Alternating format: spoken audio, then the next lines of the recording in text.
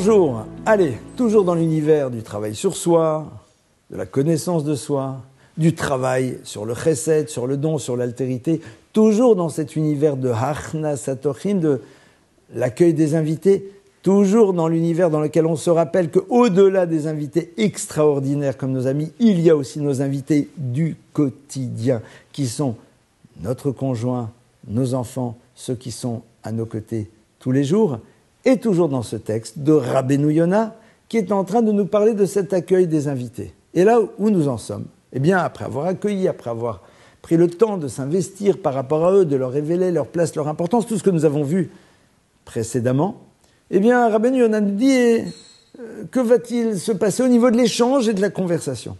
Vous allez dire, mais c'est incroyable. Eh oui, Rabbeinu Yona nous dit, sachez une chose, c'est que on n'est pas là pour faire peser sur nos invités nos problèmes, nos soucis, leur raconter ce qu'on appelle un peu légèrement nos galères. Pas du tout, ils ne sont pas là pour être des éponges qui vont absorber toute notre difficulté et toutes les choses qui ne sont pas simples. Rappelons-nous qu'il en est de même pour nos invités du quotidien et plus particulièrement dans le couple. C'est vrai qu'on a besoin de partager dans le couple, mais parfois vous constaterez qu'on a tendance à ne parler à l'autre que de ce qui ne va pas. Je ne parle même pas dans la relation, mais tout simplement des difficultés qu'on a eues au travail avec X, Y, Z, W, mais très très rarement. On est là pour dire à l'autre, ouais, tu sais, j'ai passé une très bonne journée, c'était très sympathique, c'était très positif, il s'est passé des choses fort bien. On a plus tendance à faire peser sur l'autre le poids de ce que l'on a mal vécu dans la journée. Alors c'est vrai que l'autre peut nous aider en effet à travers son écoute, à mieux gérer les choses. Mais peut-être qu'on ne commence pas par ça. Peut-être que l'on commence d'abord par parler de ce qui va. Peut-être que l'on ne prend pas l'autre comme étant une forme de sparring partner qui va absorber comme un buvard.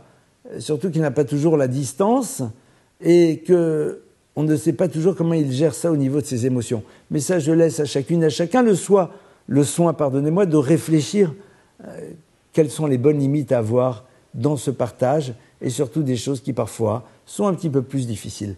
Mais, précise Rabbeinu Yona, nous devons être à l'écoute de la parole de nos invités. Alors bien sûr, lorsque ce sont ces invités extraordinaires, on va se mettre à l'écoute, on saura se taire pour leur permettre de savoir mieux nous parler, mais rappelons-nous cet élément fondamental aussi, surtout avec nos invités du quotidien. Et je vais faire un petit détour par un texte. Le texte de la Haggadah. Vous savez, la Haggadah, c'est ce texte que l'on récite le soir de Pessah, de la Pâque juive, et le soir de Pessah, on va énoncer différentes étapes, et à un moment, on va parler du karpas. Karpas, vous savez, c'est cette tradition de prendre un légume, de le tremper dans de l'eau salée, au tout début de la cérémonie du Seder. Alors, différentes raisons pour lesquelles on le fait, mais vous savez que la soirée du Seder, c'est la soirée de l'échange, c'est la soirée dans laquelle on se parle. Et le mot karpas, c'est 4 lettres. Et ces 4 lettres, fait remarquer un célèbre maître chassidique, eh bien, ce sont les 4 premières lettres de 4 mots. Karpas, klal rishon, pe, segor. Karpas. Klal rishon, principe fondamental, pe, la bouche, segor, sache la fermer. Sache fermer ta bouche. Mais je ne comprends pas, nous sommes dans la soirée de la communication, de l'échange.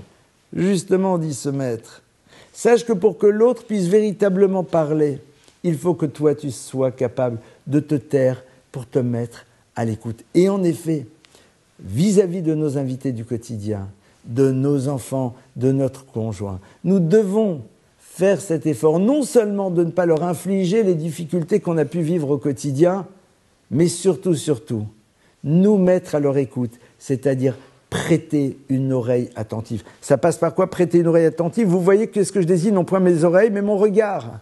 Pourquoi? Parce que c'est avec le regard que se crée ce lien. Parce que lorsque je regarde l'autre au moment où il me parle, où je lui parle, où nous nous parlons, eh bien, il y a un vrai lien qui se construit.